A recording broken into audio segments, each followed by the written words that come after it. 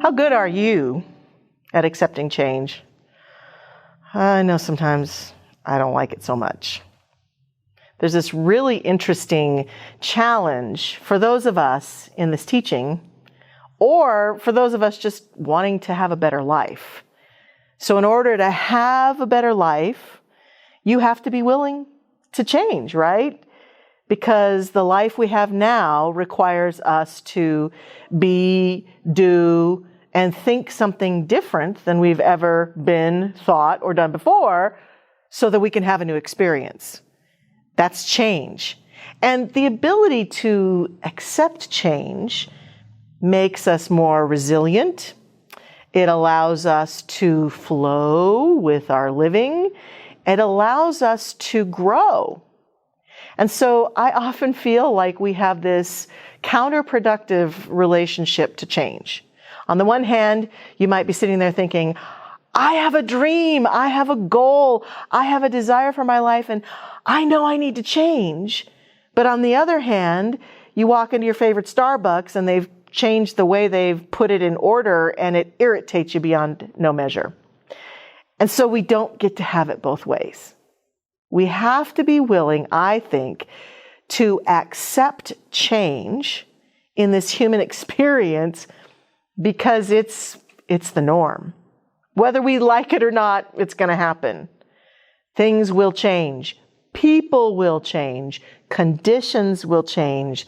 Circumstances will change. And the better you and I are at accepting that, rolling with it, being with it, processing it, of course, grieving it, because certainly some changes bring about huge amounts of grief for us, the better we are then at putting change forward when it's time to change our lives for the better.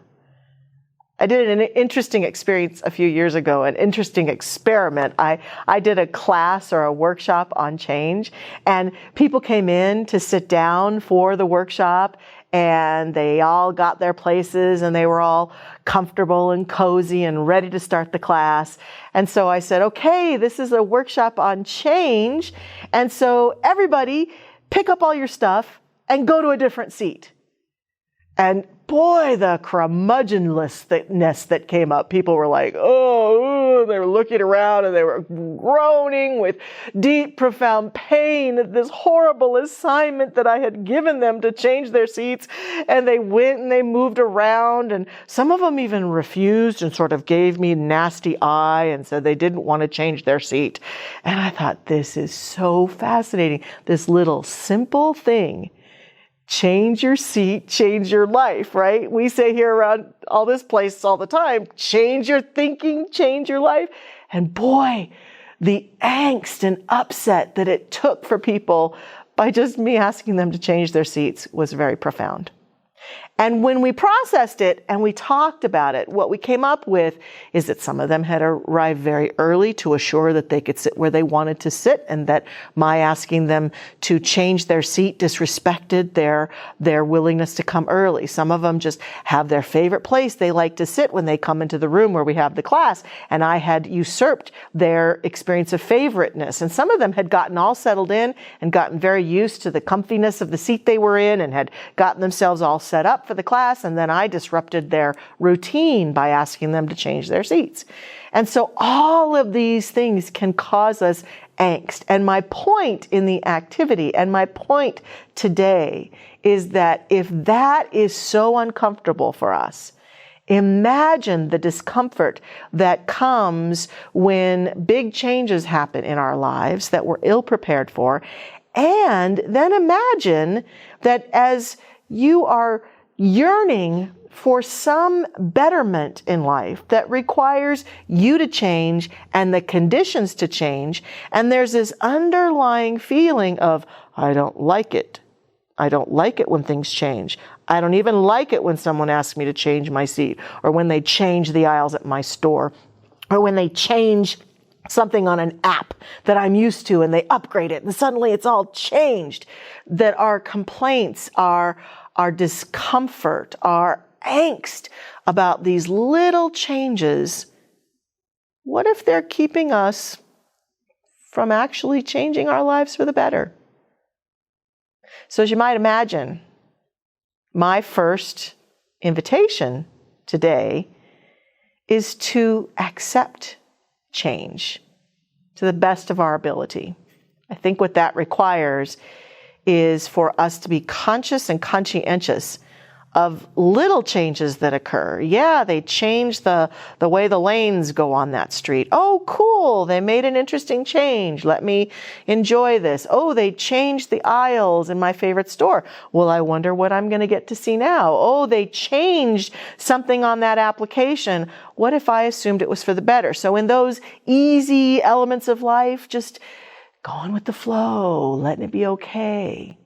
In the more profound places, when big things change in life, people leave, move, pass away, step out of our life, whatever it might be, processing our emotions about that, being clear about that, because some of our resistance to change is a triggered reaction to the past when change occurred and it was painful.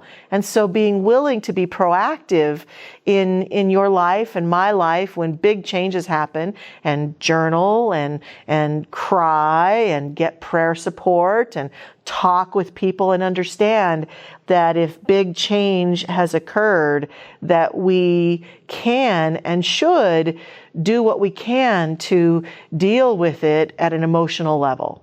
Because the willingness to accept change and therefore bring about a greater ability to be resilient or a greater ability to flow with it doesn't just happen magically. It happens because we're proactively willing to process and do what we must do in our lives to continue our healing journey to get more centered for ourselves so that when the change happens in the world of form, we're prepared for it.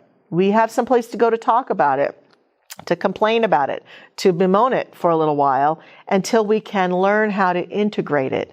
And that's the next step. It's to integrate changes more quickly, to integrate those changes that are small or that are bigger into our personal experience, to be able to talk about it. Yeah, when that person moved away, it really changed my life. Or when I became a parent, it really changed my life. And here's how. Be able to articulate it, be able to be aware of it, not be in denial of it, not just push it down and persevere forward. That helps a lot. And to accept from a mature state of beingness what the prophets and the teachers and music and art has told us forever. Everything must change. Everyone must change. Change is the constant in this human form, in the human condition, in the world of effects. Resisting it really is a waste of time and energy. Learning to go with it, learning to flow with it, learning to be with it is profound and powerful. And allows us then, at that human level, when it comes time to make important changes to better our life, the resistance, the drag of our change resistanceness is healed more so that we can walk forward into our dreams and our goals. And that leads me to the last thing. Our founder, Ernest Holmes, here in The Science of Mind and Spirit, talks about the changeless element of life. So I think as a human being, as a spiritual being, I do this work at the human form. You do this work at the human form to get comfortable with change. And at the same time, we deepen into spirit, God, source. And the reason that it's called the changeless one is that it can always be relied upon for comfort and wisdom and guidance. And so we can feel that the more we bask in the presence of the changelessness of the divine nature of our being, then there comes, I think, an even greater empowerment to the changes that occur in your life. Because there's a sense of the presence. There's a sense that I'm being flowed forward in the river of livingness in a profound way. embrace change, dive into change, flow with change, and remember that changeless energy that is the truth of who you are. Accept it. And so in this moment, I just drop into that place within, following the breath to that God-centered consciousness at the core of my being. And in this place, I absolutely know there is only that one infinite source, that creative power, that universal presence, that love intelligence, that place of the infinite mind in which we all live and move and have our being. It is the very essence of life itself. It grows the trees, it swims the fish, it flies the birds, it beats our hearts, breathes our lungs, moves us into being. And in recognizing this infinite source, in recognizing this powerful presence that is the all in all that there is, everywhere expressing its creative idea, I absolutely know that this is the truth for me right here, right now. And I unify with that presence in this moment, knowing that it is the God within me, moving through me, speaking through me now, that recognizes that change is unfolding continually, that this creative energy is constantly bringing in new and exciting ways to express itself in and through each and every life. Whether that be a two-legged or a four-legged or a winged one or a creepy crawler, right there is the divine expressing itself, moving through the changes of the season, moving through the changes of life in all of its many forms. And that this change is a part of the human experience. Each moment is an opportunity to step into the new. And when we attune to the guidance of the divine within and all around us, this change unfolds with ease and grace. This change becomes an opportunity to grow, to expand, to evolve into the next version of who we are. And in this moment, what I declare is that as change shows up for any of the beings on this planet, that there is a releasing of resistance, and there is an opening of heart that allows this change to guide and direct, to create and honor all the desires that are being put forth.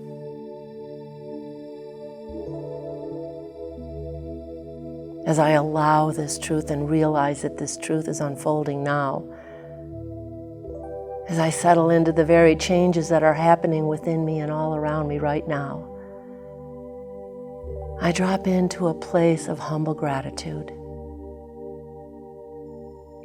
a thanksgiving for the knowing that this divine presence is speaking through me, bringing forth everything for me, through me, here now.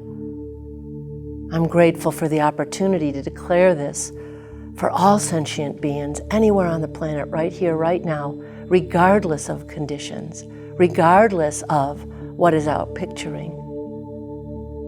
I know that God is right there in the midst of it all, bringing forth all that's necessary.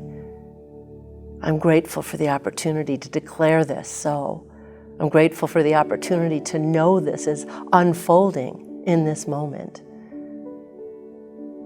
And so right here, right now, I release this prayer, this beautiful treatment into the fertile soil,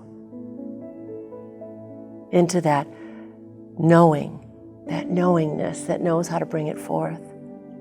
For indeed, what I know to be true is that God as love points the way, and God as law makes the way possible. So I call it good. I know it is all blessed by this divine presence. And in this moment I say, Amen, and so it is.